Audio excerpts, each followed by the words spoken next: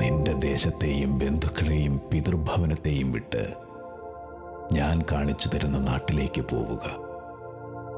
ഞാൻ നിന്നെ വലിയൊരു ജനതയാക്കും.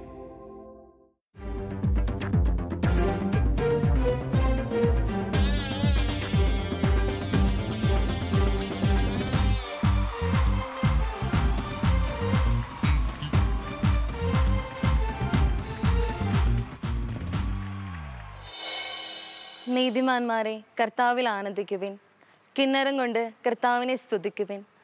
10 കമ്പിയുള്ള വീണമീട്ടി കർത്താവിന് കീർത്തനം ആലപിക്കുവിൻ. കർത്താവിന് ഒരു പുതിയ കീർത്തനം ആലപിക്കുവിൻ.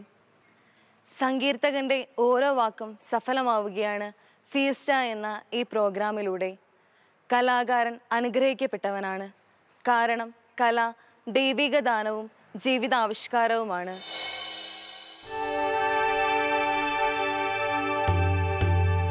സൂര്യകിരണങ്ങൾ പോലും ഭൂമിയിലേക്ക് പതിക്കാൻ മടിച്ചു നിൽക്കുന്ന ഇരുണ്ട കാലത്തിലേക്കാണ് കുന്നും മലയും കയറി അവർ തങ്ങളുടെ ജീവിതം നട്ടുപിടിപ്പിച്ചത്. കാടിനോടും കാട്ടുമൃഗങ്ങളോടും ദ്വന്ദ്വയുദ്ധം നടത്തി തങ്ങളുടെ നാടിനെ പടുത്തുയർത്തിയ ഈ ജനതയ്ക്ക് പക്ഷേ നഷ്ടക്കണക്കുകൾ മാത്രമേ നിരത്താനുണ്ടായിരുന്നുള്ളൂ. ക്രിസ്തുവെന്ന സ്നേഹമയി ഭാവം പൂണ്ട വലിയ സംരക്ഷണത്തിൻ്റെ തണലിൽ നഷ്ടക്കണക്കുകൾ അവർ മറന്നു.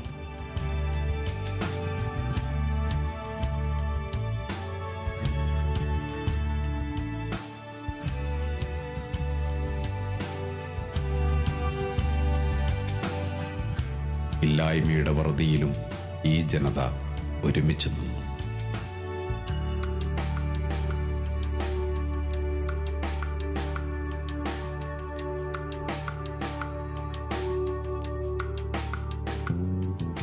അമ്പലവയൽ എന്ന ഗ്രാമത്തിൻ്റെ നിറദീപമായി അവർ ഇവിടെ പ്രതിഷ്ഠിച്ചത് തിരുഹൃദയത്തിൻ്റെ തേജസ്സായിരുന്നു. ഇന്ന് ഈ നാടാകെ നിറയുന്ന തേജോമയീ ഭാവം ക്രിസ്തുവിൻ്റെ തിരുഹൃദയത്തിൻ്റെതാണ്. ഇല്ലായ്മയിൽ നിന്നും അവർ പടുത്തുയർത്തിയത് വിശ്വാസത്തിൻ്റെ തീഷ്ണഭാവമായിരുന്നു. ഇന്ന് ഫാദർ മെജോ എന്ന നല്ല ഇടയൻ്റെ സംരക്ഷണത്തിൽ ഈ അജഗണങ്ങൾ ആത്മീയ പൂരിതരാകുന്നു.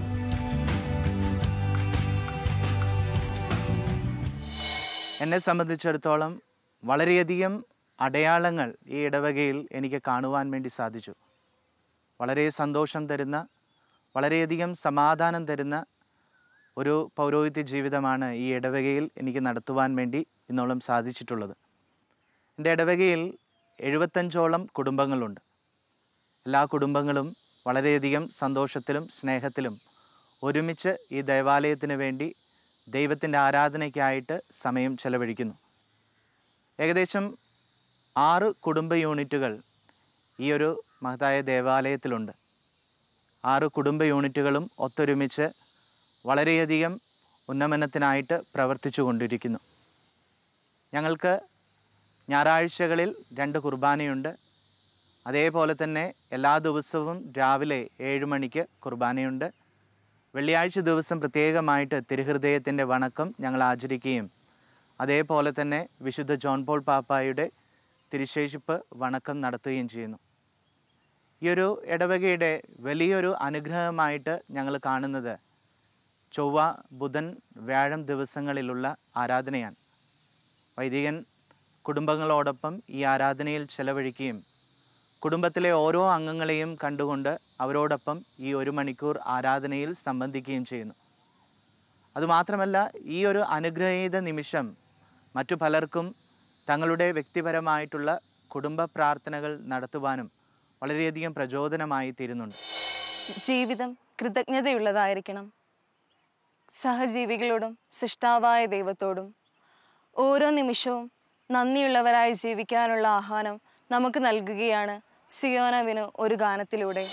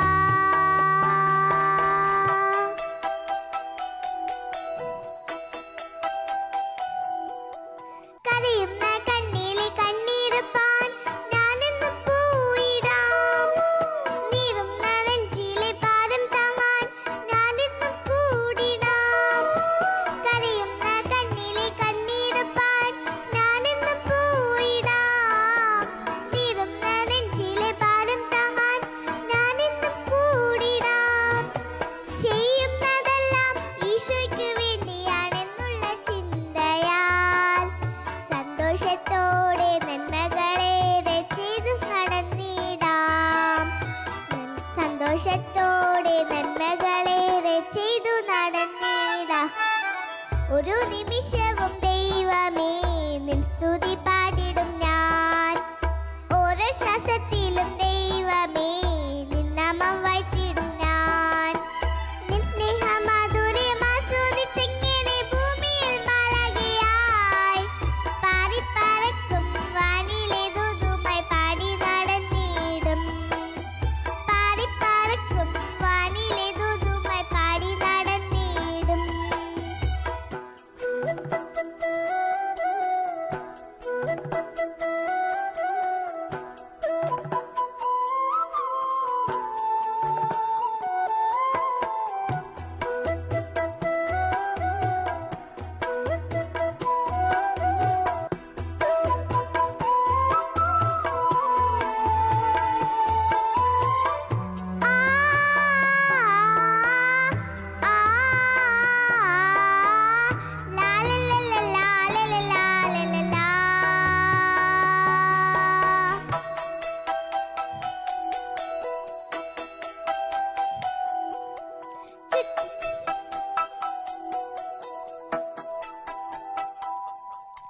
ചുറ്റിലും നിന്നോടെ ദൈവമഹത്വം കണ്ടു നമിച്ചിടാം. ലോകമോഹത്തിൽ നിന്നോടി അകർന്ന് നിൻഹിതം തേടിടാം. ചുറ്റിലും നിന്നോടെ ദൈവമഹത്വം കണ്ടു നമിച്ചിടാം. ലോകമോഹത്തിൽ നിന്നോടി അകർന്ന് നിൻഹിതം തേടിടാം. ചെയ്യുന്നതെല്ലാം സ്വർഗത്തിൽ നിക്ഷേപം കൂട്ടുമെന്നുള്ളതിനാൽ സന്തോഷത്തോടെ നന്മകളേറെ ചെയ്തു നടന്നിടും. സന്തോഷത്തോടെ നന്മകളേറെ ചെയ്തു നടന്നിടും. ഓരോ നിമിഷവും ദൈവമേ നിൻ സ്തുതി പാടിടും ഞാൻ. ഓരോ ശ്വാസത്തിലും ദൈവമേ നിൻ നാമം വാഴ്ത്തിടും ഞാൻ. നിൻ സ്നേഹമാധുര്യം ആസ്വദിച്ചെങ്ങനെ ഭൂമിയിൽ മാലാഖയായി പാറിപ്പറക്കും വാനിലെ ദൂതുമായി പാടി നടന്നിടും. ഓരോ നിമിഷവും ദൈവമേ നിൻ സ്തുതി പാടിടും ഞാൻ. ഓരോ ശ്വാസത്തിലും ദൈവമേ നിൻ നാമം വാഴ്ത്തിടും ഞാൻ. നിൻ സ്നേഹമാധുര്യം ആസ്വദിച്ചെങ്ങനെ ഭൂമിയിൽ മാലാഖയായി പാറിപ്പറക്കും വാനിലെ ദൂതുമായി പാടി നടന്നിടും. പാറിപ്പറക്കും വാനിലെ ദൂതുമായി പാടി നടന്നിടും. ഞങ്ങളുടെ ഇടവകയിലെ അൾത്താരപാല സഖ്യത്തിലെ ലീഡറായാണ് ഞാനിപ്പോൾ പ്രവർത്തിക്കുന്നത്. ഞങ്ങളെല്ലാവരും അൾത്താരയിൽ കയറുമ്പോൾ വളരെയധികം സന്തോഷം ഞങ്ങൾക്ക് ലഭിക്കുന്നുണ്ട്. ഞങ്ങളിപ്പോൾ 8 പേരാണ് അൾത്താരപാല സഖ്യത്തിലുള്ളത്. ഞങ്ങൾ മുതിർന്നവരായി 3 പേരും ചെറിയവരായി 5 പേരും.